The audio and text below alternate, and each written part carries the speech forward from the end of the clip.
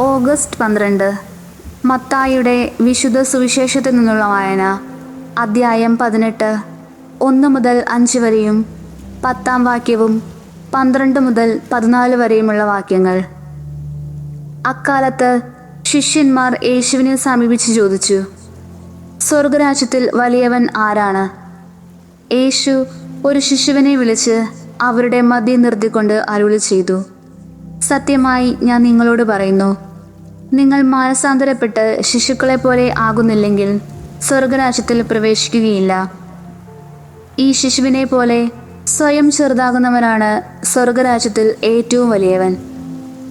ഇതുപോലുള്ള ഒരു ശിശുവിനെ എൻ്റെ നാമത്തിൽ സ്വീകരിക്കുന്നവൻ എന്നെ സ്വീകരിക്കുന്നു. ഈ ചെറിയവരിൽ ആരെയും നിന്ദിക്കാതിരിക്കാൻ സൂക്ഷിച്ചുകൊള്ളുക. നിങ്ങൾക്ക് എന്തു തോന്നുന്നു? ഒരാൾക്ക് 100 ആടുകൾ ഉണ്ടായിരിക്കെ അതിലൊന്ന് വഴിതെറ്റിപ്പോയാൽ 99നെയും മലയിൽ വിട്ടിട്ട് അവൻ വഴിതെറ്റിയതിനെ അന്വേഷിച്ചു പോവുകയില്ലേ?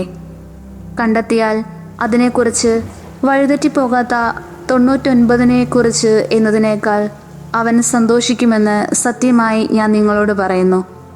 ഇതുപോലെ ഈ ചെറിയവരിൽ ഒരുവൻ പോലും നശിച്ചു പോകാൻ എൻ്റെ സ്വർഗസ്ഥനായ പിതാവ് ഇഷ്ടപ്പെടുന്നില്ല.